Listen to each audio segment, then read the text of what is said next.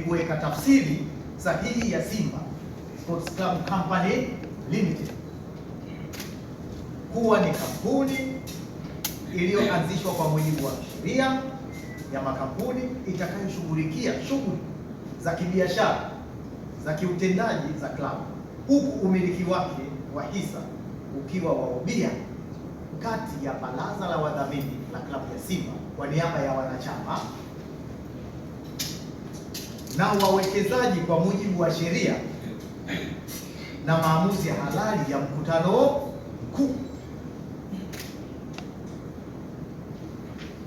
Katiba hiyo imeweka bayana kuwa hisa za klabu zitamilikiwa kupitia baraza la wadhamini kwa niaba ya wanachama.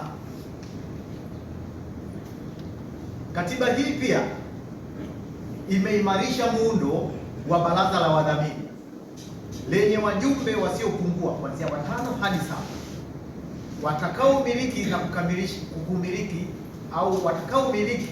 na kusimamia mali za klabu ya Simba kwa niaba ya wanachama. Kuweka wazi kuwa mkutano mkuu ndio chombo chenye mamlaka ya kudhibiti uteuzi na kuondoa wajumbe wa baraza la wadhamini.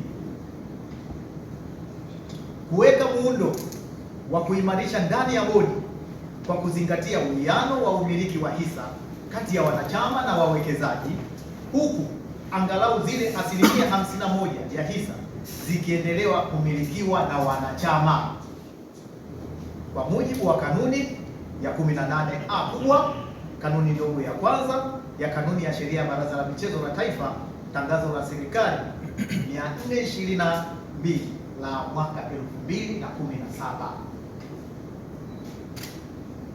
Ni muhimu kusisitiza muundo huu umeboreshwa ili kuendana na uwiano wa umiliki uliokwisha pitishwa na mkutano mkuu na si kuanzisha mfumo mpya wala kubadili maamuzi ya wanachama. Sababu sasa zilizotusababisha sasa kutoa idhini ya katiba hii. Kutokana na maelezo haya hapo juu iliyoyaeleza, ofisi ya msajili imetoa idhini ya marekebisho hayo iliyotolewa. Marekebisho hayo imetolewa kwa sababu zifuatazo. Kwanza, marekebisho hayo yanaendana na sheria ya Baraza la Michezo la Taifa sura ya 49 na kanuni zake.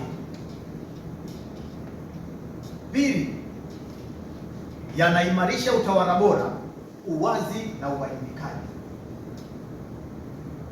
Tatu, yanazingatia ushauri wa mwanasheria mkuu wa serikali aliyoutoa kwa klabu ya Simba tarehe 12 Mei 2025, aliyoshauri hivi: kuwepo kwa kampuni moja itakayohusisha uendeshaji wa klabu ya Simba ambayo ni kampuni ya Simba Sports Club Company Limited. Hisa za kampuni hii ya Simba Sports Club zitamilikiwa kwa ubia.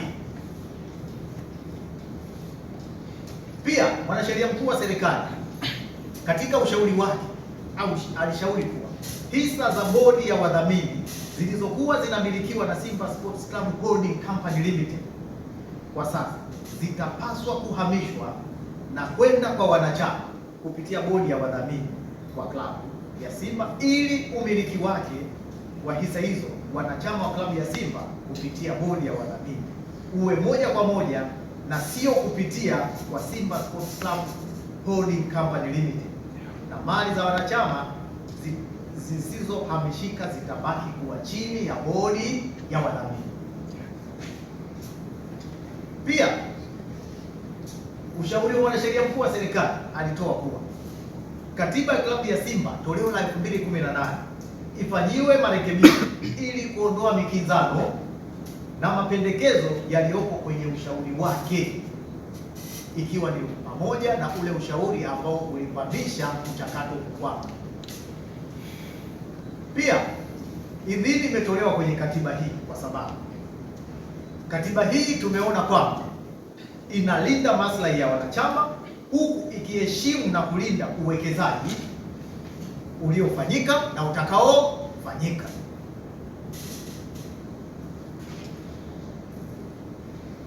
Pia katiba hii imeidhinishwa kwa sababu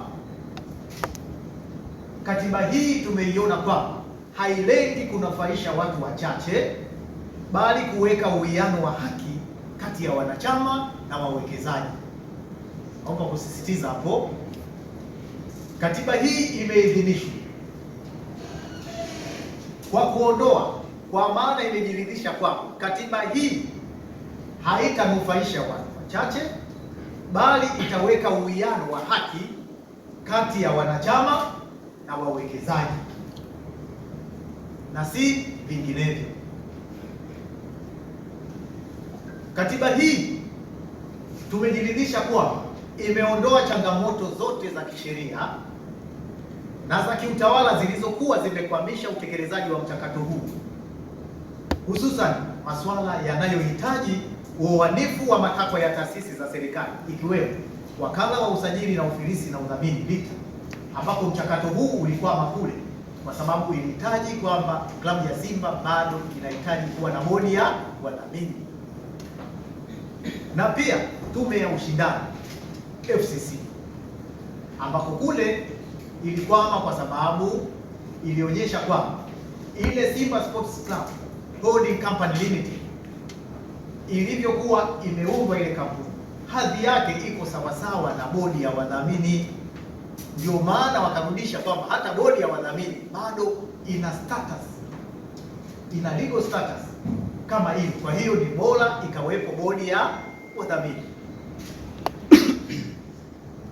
Katiba hii pia tumeona imezingatia misingi thabiti ya usajili, umiliki na usimamizi wa mali kwa kuzingatia sheria za nchi. Serikali inaamini kuwa kupitia katiba hii iliyoboreshwa, klabu ya Simba itajenga mazingira rafiki kwa uwekezaji, hususan masuala yanayohitaji uoanifu wa matakwa na taasisi nyingine. Pia itajenga mazingira rafiki kwa uwekezaji ambao wataenda kuufanya au ambao umeshakufanyika, kwa hiyo vyote watakavyoviona. Pia itaheshimu uwekezaji ambao utafanywa au ulishafanywa ili kuepusha migogoro ambayo serikali haitarajii ijitokeze. Naomba kusisitiza hapo pia kwamba nasisitiza kuwa katiba hii imeidhinishwa ikiamini inaenda kujenga mazingira rafiki kwa ajili ya uwekezaji,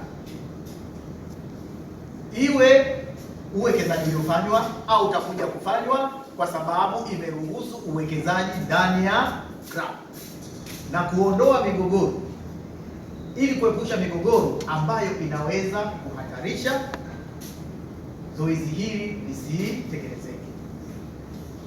Hitimisho,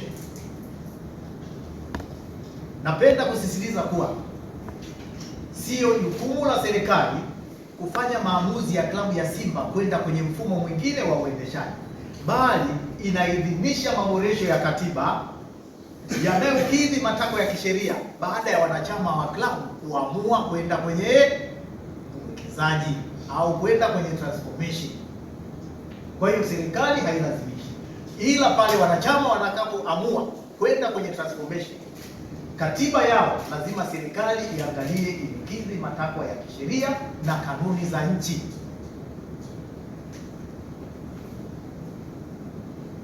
Pia serikali imejiridhisha kuwa marekebisho haya pia, kama tulivyoeleza, hayatahatarisha usalama, kuvuruga amani miongoni mwa wanachama au jamii kwa ujumla, wala kuathiri maendeleo ya klabu, kwani analenga kuleta utulivu na uwiano kati ya wanachama na wawekezaji, kuhakikisha maendeleo endelevu ya klabu na michezo kwa ujumla. Hapa pia tunapenda kusisitiza kuwa serikali inaamini kwamba katiba hii iliyoidhinishwa inaenda kuleta usalama ndani ya klabu na sio kuibua migogoro, kwa sababu imeweka uwiano kati ya wanachama na wawekezaji.